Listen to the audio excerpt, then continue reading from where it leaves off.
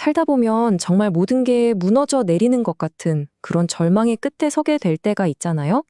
오늘 우리가 함께 살펴볼 이야기는 바로 그런 순간에 대한 겁니다. 수천 년 전, 한 인간이 느꼈던 가장 처절한 고뇌와 희망이 담긴 노래, 시편 143편의 세계로 한번 깊이 들어가 보겠습니다. 시작부터 정말 강렬하죠? 나를 흑암 속에 살게 하시기를 죽은 지 오랜 자 같게 하셨나이다. 이 한 문장만 들어도 와, 이 사람 지금 보통 상태가 아니구나 하는 게 확 느껴지지 않으세요? 죽은 지 오랜 자 같다. 근데 있잖아요.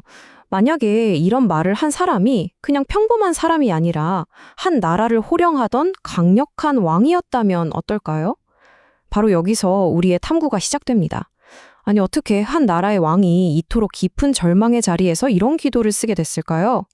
역사적 배경을 보면요. 이 시편을 쓴 다윗 왕은 바로 자기 아들 압살롬에게 쫓겨서 도망 다니던 때였을 가능성이 아주 높거든요.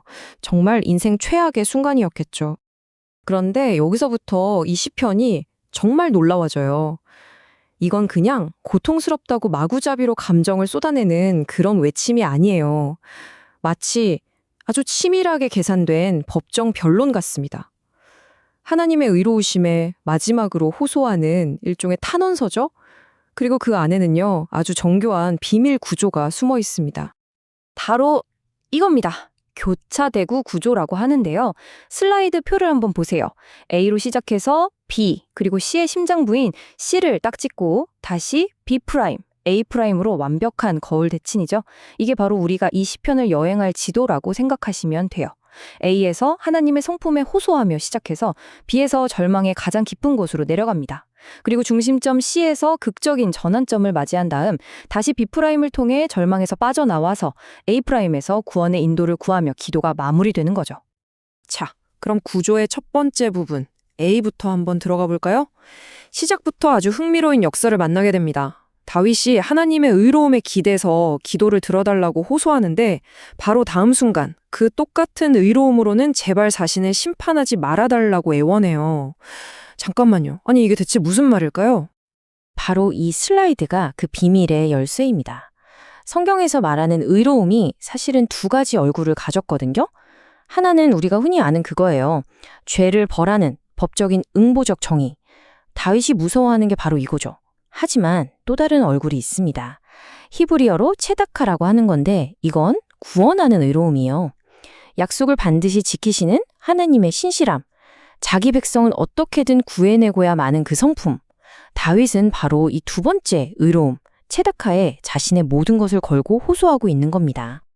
그리고 나서 정말 급진적인 고백을 합니다. 주님 앞에서는 살아있는 인생, 그 누구도 의롭지 못합니다. 이건 그냥 제가 죄인입니다를 넘어서는 하나님 앞에 선 모든 인간의 실존에 대한 보편적인 선언이에요. 이 한 구절이 이게 신학적으로 얼마나 엄청난 무게를 갖냐면요.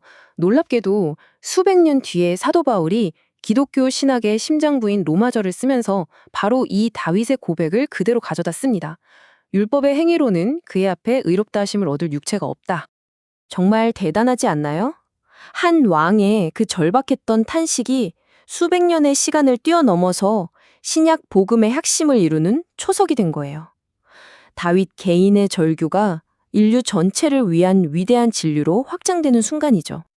자, 이제 우리는 시의 구조에서 B 부분, 그러니까 감정적으로 가장 깊은 바닥으로 내려가 볼 겁니다.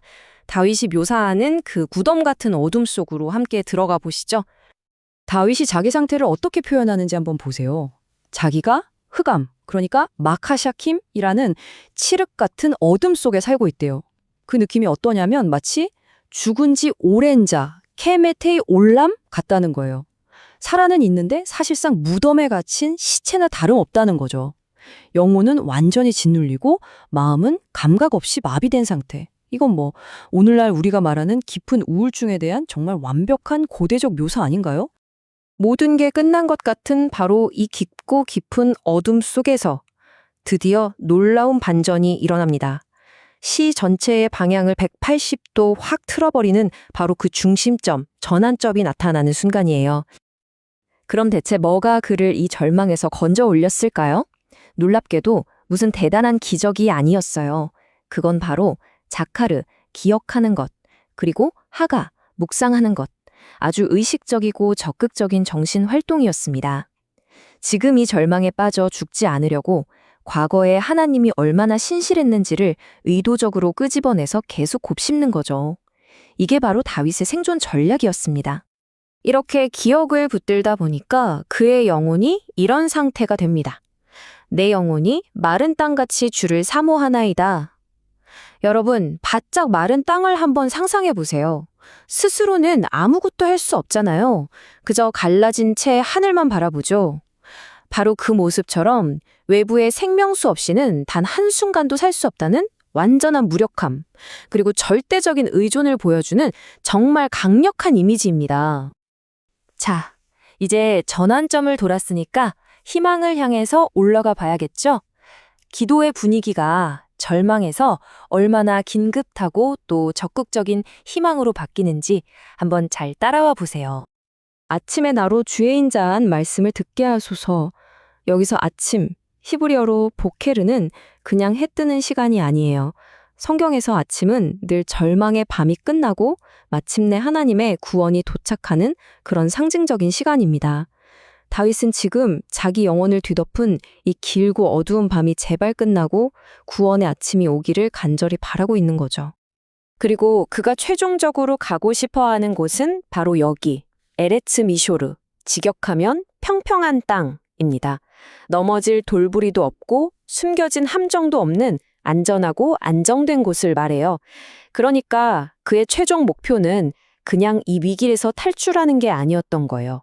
하나님의 선한 영, 루아흐 토바가 이끌어주는 절대로 흔들리지 않는 영적인 안전지대로 들어가고 싶었던 거죠. 이 기도의 여정을 통해서 정말 놀라운 정체성의 변화가 일어납니다. 슬라이드를 한번 보세요. 기도를 시작할 때 그는 심판이 두려워서 웅크리고 있던 그냥 한 명의 살아있는 존재였어요. 그런데 기도가 끝날 때 그는 확신에 차서 선포합니다. 나는 주의 종입니다.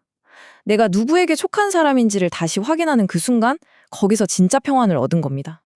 자, 그렇다면 이 수천 년 전의 기도가 오늘 우리의 어두운 시간을 살아가는 우리에게는 뭘 가르쳐 줄까요?